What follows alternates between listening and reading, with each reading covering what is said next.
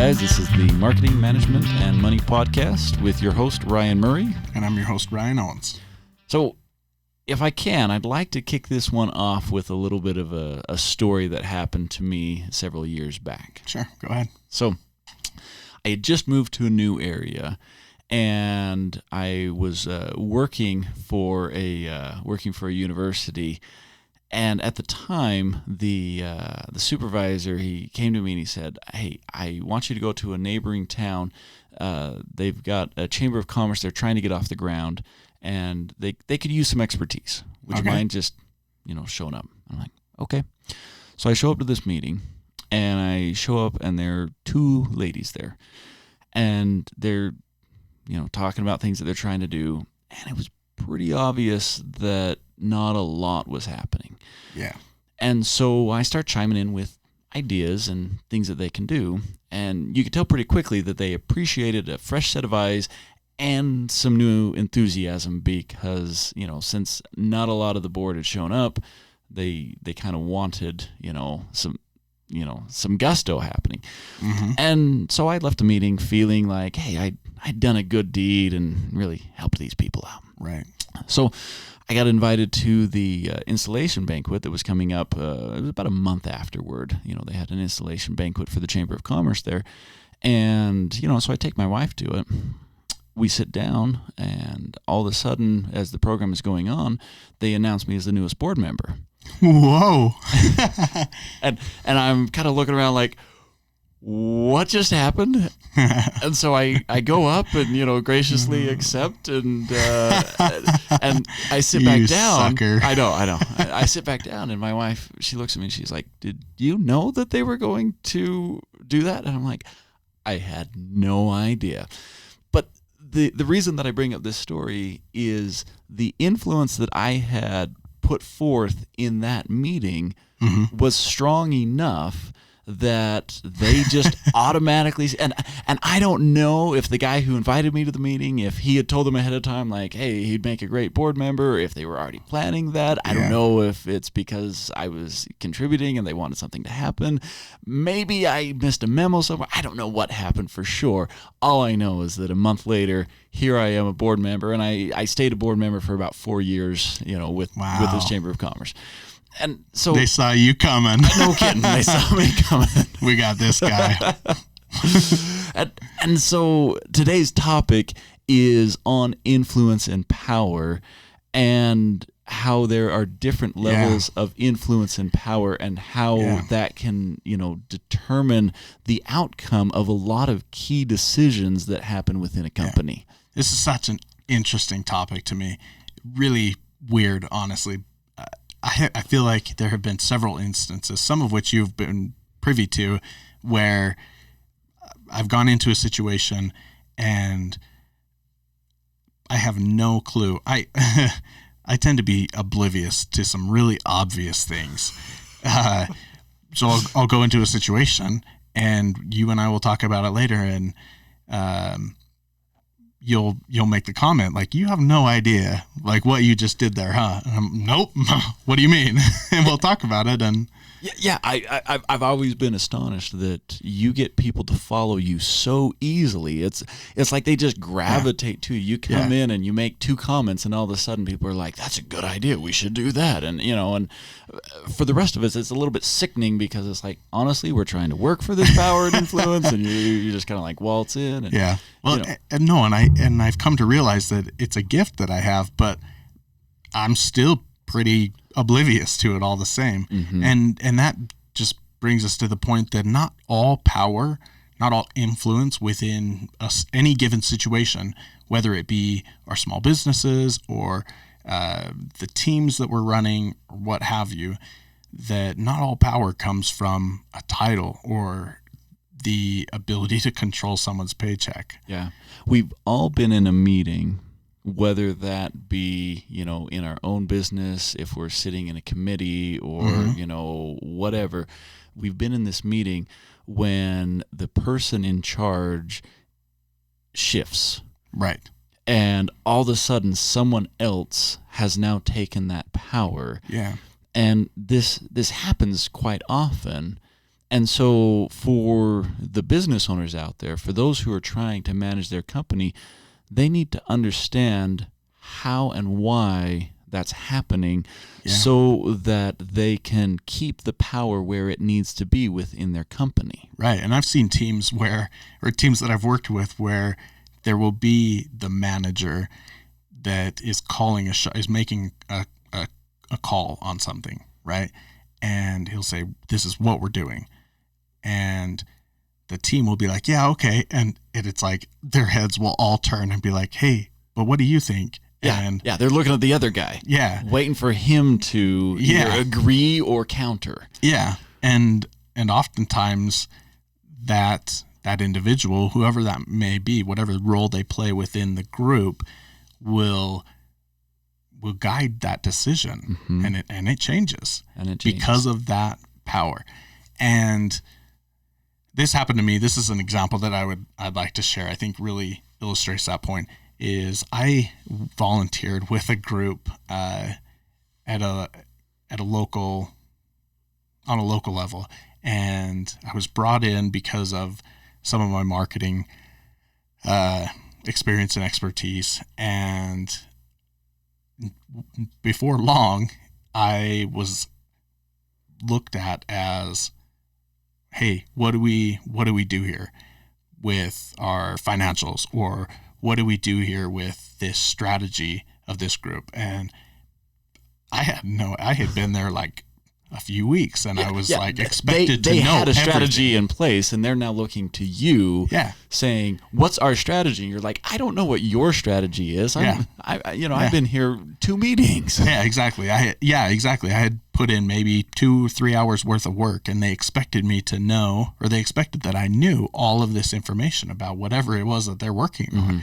And so, let's dive in a little bit deeper. I feel like we've kind of given some good examples, but let's dive in a little bit deeper on what each of these types of power are, because I think understanding those from a manager's perspective or an entrepreneur's perspective, any team leader's perspective, will really help make your teams and your companies much more powerful by being able to identify who within your groups and teams holds the different types of power. Okay, that sounds great. So if I may, I'd really like to run with this because I've done some research on this, and one of the studies that I love, French and Raven did a study on, it was originally the 5 bases of power. They since added a 6 bases of power. And I really think that some of their research and some of their findings are very core to what is going on here. And so this is kind of what I like to reference. Yeah. So let me run down, and I'm going to go off of their list of 6. So the first one that I'm going to identify is what is called legitimate power. And this comes from a title or position. So in the entrepreneurial world, the owner is going to have that title of I'm the owner, and so you got to do what the owner says, and we hear this a lot in business where people, they'll go against their better judgment because they want to respect the ownership. Or sometimes if you've got a CEO or a president, or there are different titles that are out there, but it's respecting that title for no other reason than just that person happens to be in that position. Yeah, exactly. So the next one that I want to talk about, and this is one that tends to throw people a little bit, and that is referent power. So the word that I like to use that helps me understand this is charisma. Okay. And it doesn't always have to be charisma. It can be just presence. Right. When someone walks into the room and heads turn and they're just like, wow, that lady just holds herself well. She has a strong presence. She really knows what is going on just by her body language. Yeah. That's referent power that's happening right there. And referent power tends to kind of fly in the face of this legitimate power, because you might have the title, but I hold the referent power. I've got the, just the presence that people are looking to for leadership. So moving down the list, expert power is the person who holds the greatest amount of knowledge or expertise. They've got tenure, they've been doing it the longest. And so a lot of times you'll see, specialists that have high levels of education or a natural knack for something. And so you might have everyone in the room, trying to decide what we're going to do. This team is working on this project. And then when they turn and they're just like, well, what does Max think? Well, Max might be the expert, and experts, and I'm stereotyping a little bit, but they tend to be a little bit quieter because their brain is constantly running as they're trying to formulate what's actually going on.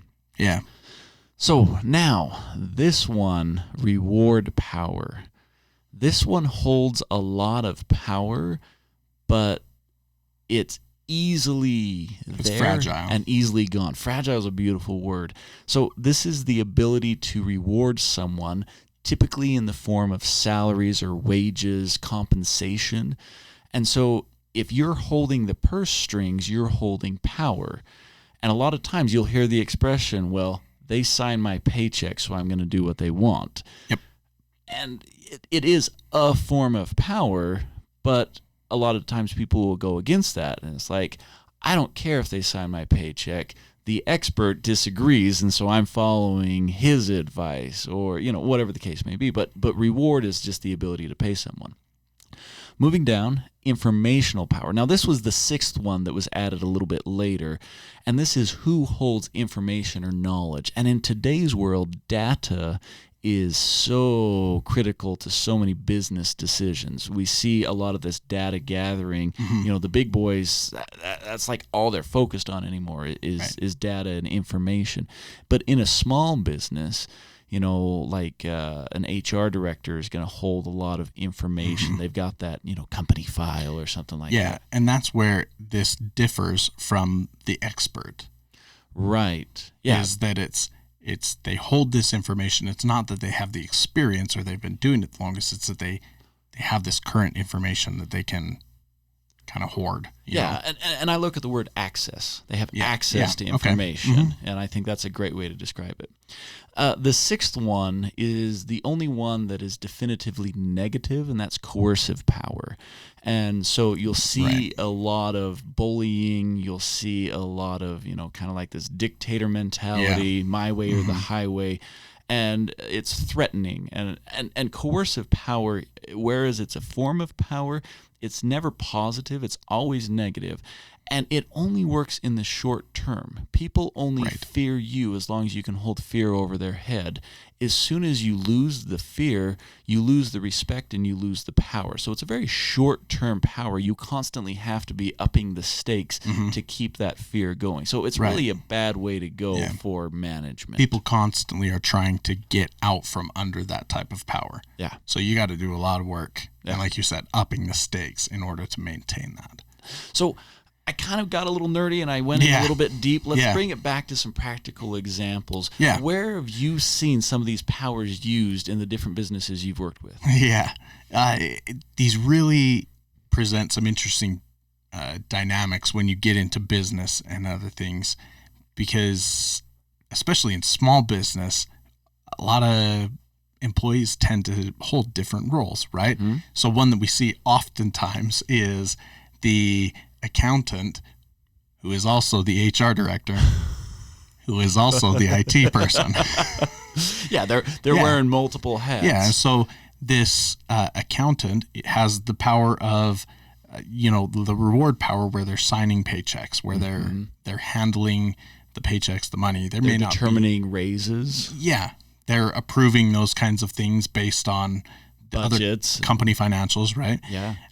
But then where they're also the HR director, it's like they're the person that you go to when you have an issue, when you have a grievance. And so if, you have to go complain about something to the HR director, well, how is that going to impact your year-end review when it's like, hey, we're going to evaluate you for a salary raise? Right.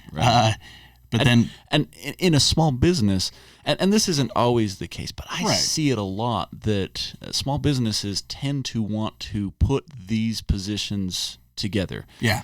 And Well, they'll they look have at to, it. right? Yeah, they'll be like, well, you already have access to all of the, the pay Mm-hmm. information, so why don't we throw you in and have you do the HR? Because having a full-time HR director, Mm-hmm. you're kind of moving out of the realm of small business, and you're starting to get Right. into a more established company. But these Yeah. small businesses, they don't have HR directors. They just have Yeah. someone who covers the HR, Yeah. tends to fall under that accounting. Right, because HR isn't only, the touchy-feely side of a company. It has a lot to do with the different forms and filings and all that kind of, law-abiding types of things, insurance and all that.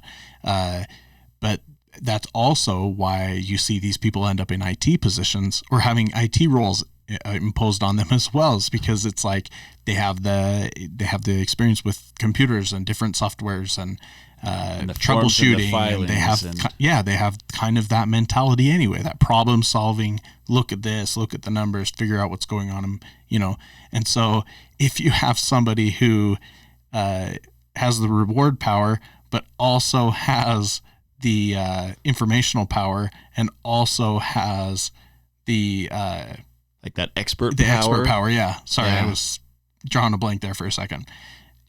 You can see where these things start to cross some lines, or not cross some lines, but they become interwoven a little bit, and It's a powerful position. Well, and boundaries become blurred, right? Mm-hmm. So there's, in a lot of ways, there may be some conflicts of interest that arise. You Yeah. know, so Yeah. it's like if your mom is your school teacher, right?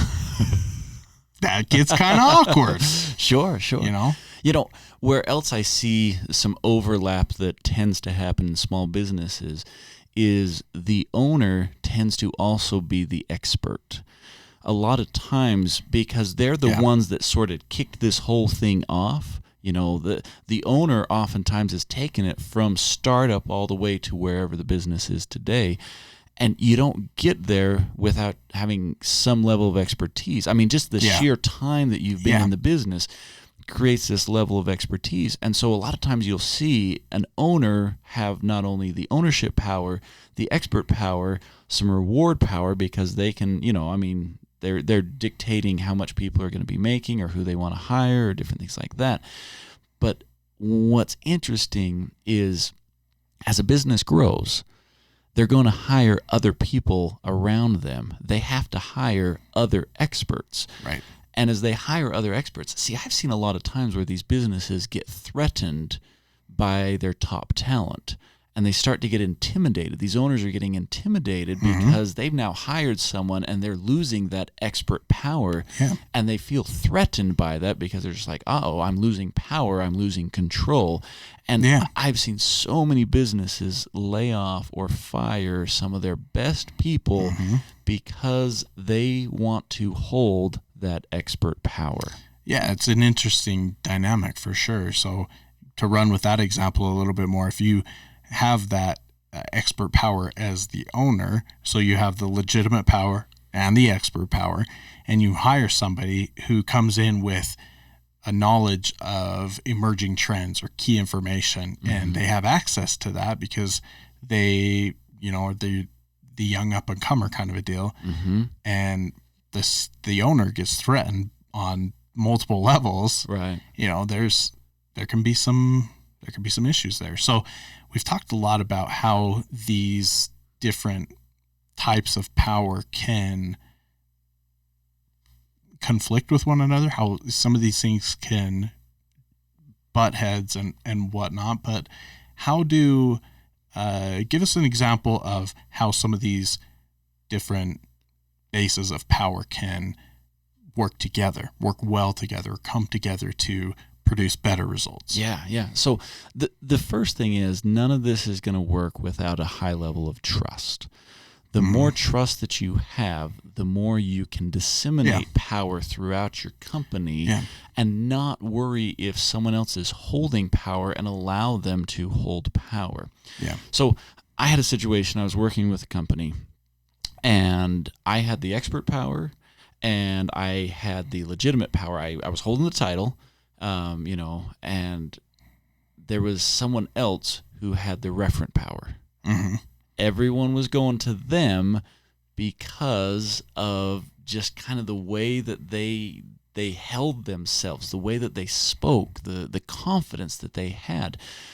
And at first, my gut reaction was to feel intimidated by this situation and be like, oh my goodness, that person is a threat to me. And that's the human nature, is to immediately go to the threat. Right. But then I realized, I'm like, wait a second, there's nothing wrong with this person having power. And instead of being threatened by it, I actually just went and spoke to them. And I'm just like, hey, do you realize how much power you have? And they didn't. And then I gave some examples. I'm like, that last meeting that we were having, did you notice how people were waiting for you to, buy in before we could move forward? Right. And in pointing that out to this person, they then were able to use their power and be like, oh, okay, it formed a solid partnership, and it actually moved the projects through a lot faster. Yeah. Because you had two people with power that were working in tandem, as opposed to one person trying to get power over here, another person trying to get their power there. So having that power working in tandem allows you to just, magnify the power, as opposed to using two powerful forces in opposition. Right. And trust, like you mentioned, is vital to that. There can't be these things working together without that. You really have to be vulnerable a lot of times, open yourself up a little bit, branch out there, and trust the people that you work with, find the best in people, and understand who holds what power and how you can use that to move your business or your project or your team forward. What a great note to end on. I think you summed it up really well. I appreciate all of the insight that you've shared, and likewise. hope that our listeners got a lot out of it, and thank you for tuning in.